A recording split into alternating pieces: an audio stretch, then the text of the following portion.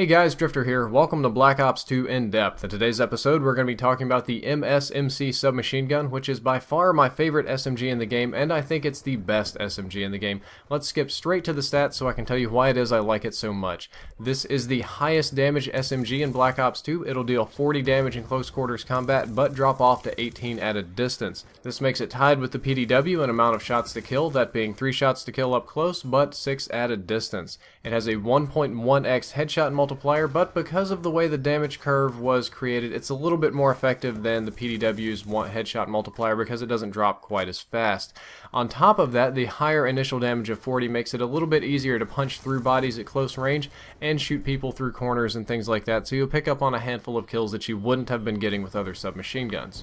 It is unfortunately a slow firing SMG tied with the PDW for the slowest firing at 720 RPM. If you put rapid fire on it, that'll increase your rate of fire up to 900, however that'll give you about a 75% range penalty and a pretty massive increase of recoil, so I generally avoid the rapid fire attachment. It does, however, have the highest range of any submachine gun in the game. The 3-shot kill range is 12 meters, and the 4-shot kill range is 25 meters. That means that it's going to kill people very quickly up to 12 meters, and it's going to kill people moderately quickly, or definitely effectively, up to 25 meters. The 5-shot kill range is so far out there that we're not even going to talk about it. You're very rarely going to have to shoot people 6 times to kill them with this SMG.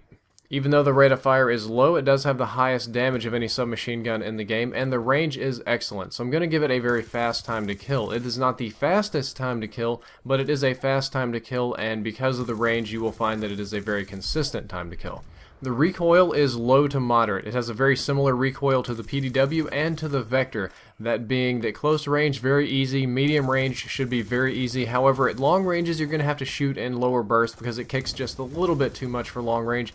It is, however, a very controllable recoil. You shouldn't have any problems going fully automatic with this one.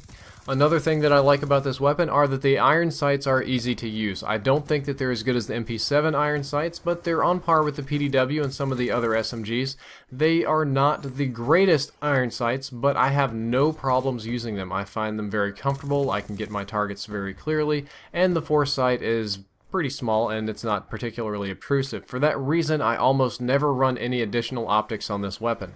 One of the other downsides to using the MSMC is that it has a slow reload time of a little bit over 2 seconds. This isn't the slowest reloading time, but it's slow enough to be a concern. Fast mags is not a bad attachment for this weapon, especially when you've only got 30 rounds in the magazine, which we're going to talk about in just a minute.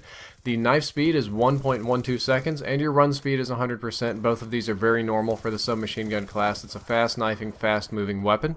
The raise and drop times are a little bit slow for the SMG class. It's 0.62 seconds and 0.32 seconds. The aim down sights in and out time are very standard for the class at 0.22 seconds and 0.2 seconds. These raise and drop times, I say they're slow, they're like hundredths of a second slower. You'll probably never even notice the difference. The hipfire on this weapon is good. It's good just like all the other SMGs are good because they all have pretty much the same hipfire profile, especially with a laser sight or even sometimes without it. You should have no problem hipfiring in close range and maybe close to medium range. The biggest flaw with MSMC is that it has the lowest magazine count of any submachine gun. It only has 30 rounds in the magazine, and even if you put extended mags on it, it only goes up to 40. Again, this is the lowest of any submachine gun, and this is a critical factor.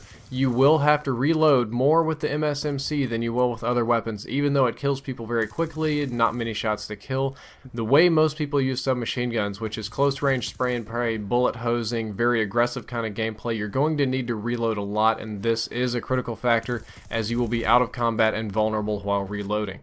I think that the MSMC is the best submachine gun in the game when it's in skilled hands. I say that because it has a very fast time to kill, and if you look at the time to kill over ranges in the game, it has the best. The fastest killing submachine gun is the Scorpion, just because up close it's a bullet hose and it drops people almost instantly, but that's only in a very limited range. At even, I would say, somewhere between close to medium and then at medium range and at long range, the MSMC is the best performing submachine gun in the game. Even at long ranges, it'll outperform something like the MP7 just because it's more accurate. Even though the technical time to kill might be slower, I believe you'll land more shots.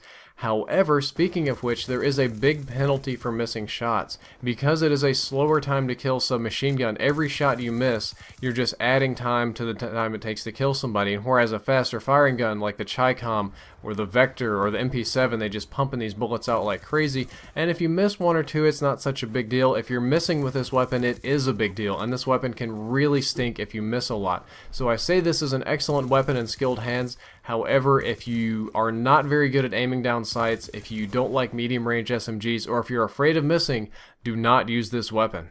I feel that it's best with a silencer and the laser sight. The laser sight tightens up my hip fire, and the silencer keeps me off the radar. I often run it with lightweight ghost and silencer to be fast and off the radar. Because the range is so excellent, the silencer doesn't penalize me quite as much. I don't even think the silencer quite sets me back to PDW range, so it'll still outperform the PDW even with a silencer.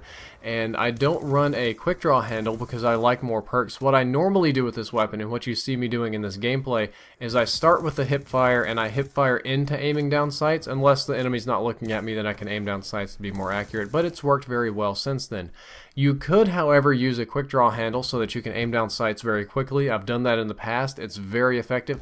And dual mags is another excellent attachment choice for this weapon because it reloads a little bit slow and your magazine is very small. You'll do a lot of reloading. In my case, with the Ghost and the silencer, I stay off the radar and I can kind of slink away and reload pretty quickly. However, if that's not your luxury, if you don't want a silencer, if the other team's just spamming UAVs, you want dual mags so you can reload quickly and get back into the action. At this point in the commentary, I'd like to talk about the patch that came out recently and how it affected submachine guns because I'm kind of reviewing submachine guns right now. 3 things were changed on all submachine guns. They were given a slightly bigger hipfire box. Their original hipfire box maximum spread was 4.75. They have their own little radial units, but it was 4.75, and they changed that to 5. And when you punch that into an area of circle formula, pi r squared, you'll find that it made your guns about 10% less accurate, give or take a little bit. Not the biggest change, but definitely a change. You also have more kick and drag on your hipfire box. On the submachine guns, you used to be able to kind of do like the Scorpion or the shotguns. When you held down the trigger, your crosshairs maybe got bigger, but they didn't move. They didn't drag up and down or left.